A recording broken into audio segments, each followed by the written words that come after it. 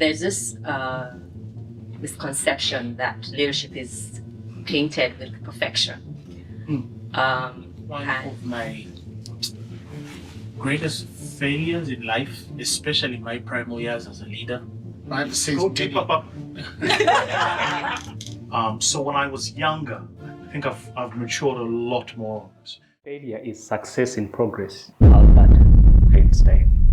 As a leader on your journey to success, you will fail. Even for these very influential public speakers, apostlegracelubega and Vusi, Thembekwayo. But the challenge for us is not to stay down when we fall, but to learn from our shortcomings and arise. This is from the congregation, and today we are looking at the wisdom men can learn from failures. On the 2nd of April 2024, Harvard University's Center for African Studies hosted two powerhouses for a conversation entitled Africa and the Youth Dividend, Preparing African Youth for Leadership. Now, anyone who is a regular viewer of this channel already knows who Apostle Grace of Phaneroo Ministries is. But for the uninitiated, he is the vision bearer of the ministry, which happens to be one of East Africa's fastest growing churches. The next honorary Doctor of Divinity, Apostle Grace Lubega, the vision bearer and leader of Phaneroo Ministries International, is a devoted husband and father. Apostle Grace is famous host of the Rhymes of Grace program that he has every week, several registrations across the country. His sermons are also aired on TBN Africa, TBN Zasi, Burundi Television, Calvary TV in India, God TV, TBN Canada, Faith World TV in the Europe, and through his work and visionary leadership, Phaneroo Ministries has grown exponentially within the space of a few years.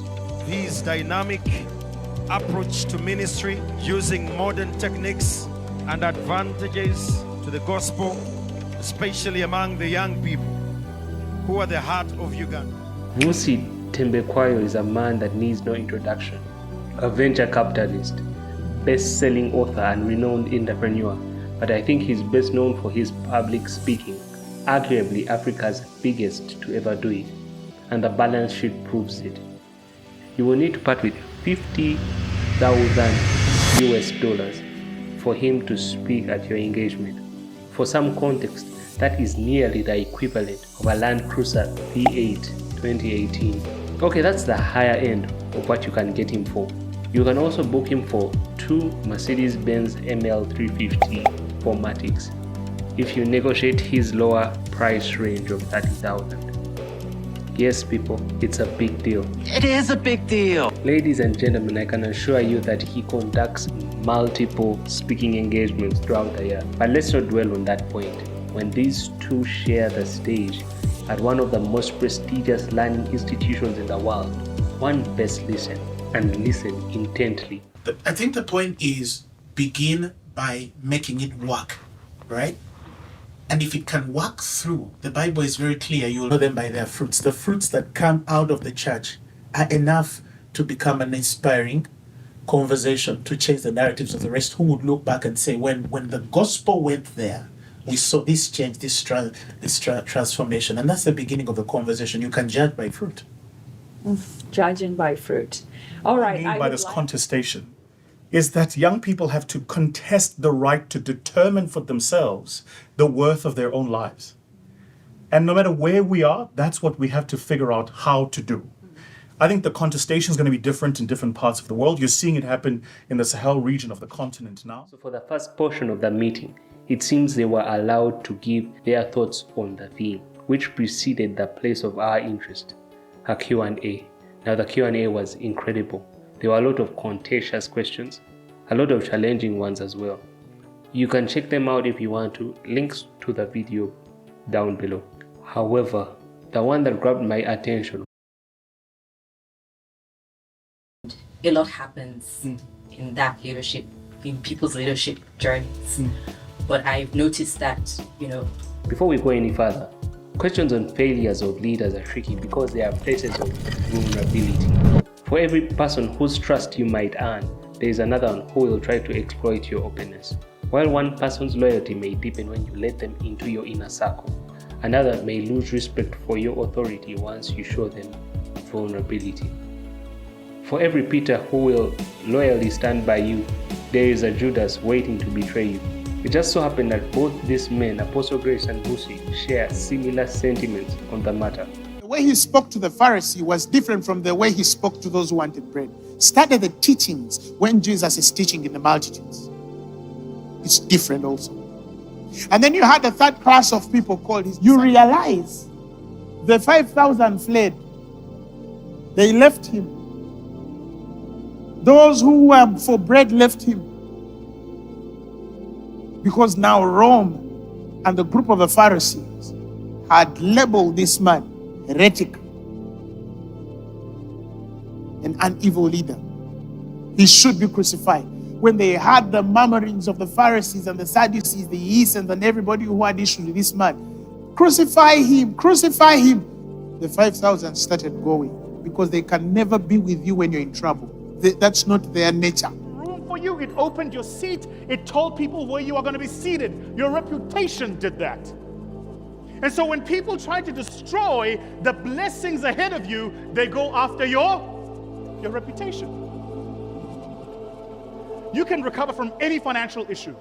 You can recover from any physical health issue, God willing.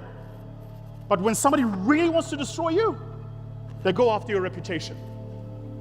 Now let me tell you something about choosing your 12.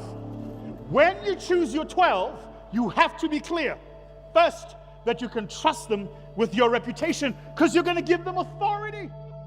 Your team of 12 must demonstrate a trustworthiness in your vulnerability. Now, with this in mind, let's return to the question at hand. There's this misconception that leadership is painted with perfection. And a lot happens in that leadership, in people's leadership journeys, is to share leadership failures. And I'd like both of you to share a leadership failure from your leadership journey that we could benefit from. What lessons have you learned? What would you do differently if given that opportunity in that similar situation? Before we go any further, I hope you're enjoying this video as much as I have had making it. Please share it if you have found something of value because it supports the channel. There is a beauty to that question that was given to them. Actually, Vusi can be heard appreciating the question in the background. Good question. It's a very good question. Yeah. She gave them leeway to show not only where they failed, but also what they learned from it. Do you recall the moment your hero's mortality became clear? When their humanity, their frailty was revealed? That was not the case here because of how she structured the question. She allowed you to see deeper dimensions of these two men. Probably my single biggest leadership failure. I want to say that I've not always known how to exercise grace. We expect everything now. And in leading people, there is a process of fermentation that you have to allow the other person to go through. And I'm maturing into it certainly as I get older. But certainly when I was younger, I had very little grace for people. Very little grace for people. This is often why I'm careful to call out political leadership. You'll notice I've not used those words because even business leaders do the things they accuse political leaders of doing. I think one of my greatest failures in life, especially in my primary years as a leader and minister, was the thought that I could please everybody. When you are very popular or the most popular, I could say we have the biggest church probably in Eastern Central Africa or like that. And I'm saying that in humility. There's the assumption that everybody understands you or that you are called to please and make everybody understand. And for me, that cost me quite a lot. The Bible says